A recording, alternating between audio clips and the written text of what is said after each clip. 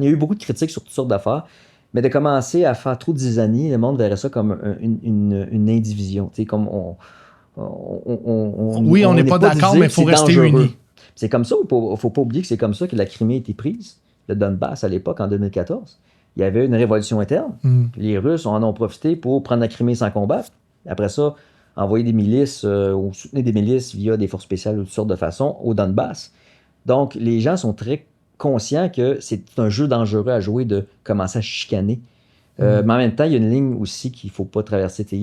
En même temps, les Ukrainiens justement, ont fait une révolution puis ont mis à la porte leur gouvernement il y a 10 ans à peu près. Ce qu'il faut comprendre, c'est que il y a comme une culture de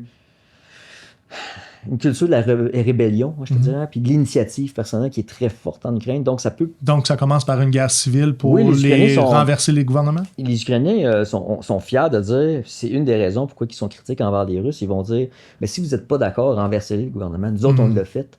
Donc, pourquoi vous le faites pas? C'est parce que vous voulez ça. C'est parce qu'ils vont se faire tuer aussi. Les Ukrainiens vont être ils vont avoir beaucoup de jugements envers les Russes à propos de ça. Ils vont dire, nous autres, on l'a fait, on a pris des risques, on a eu des morts. Il y a eu des morts de la révolution en 2014. On a eu des morts, puis on l'a fait, puis là, quand on va finir, il y a beaucoup d'Ukrainiens qui me disent, quand la guerre va être finie, il va y avoir bien du monde qu'on va régler on va régler leurs problèmes. Il y a même du monde qui disent qu'il y a du monde qui se prépare à une guerre civile en Ukraine. C'est-à-dire, il y a beaucoup de monde qui étaient des ennemis, qui aujourd'hui s'unissent, mais qui sont vraiment... il y a une certaine hostilité.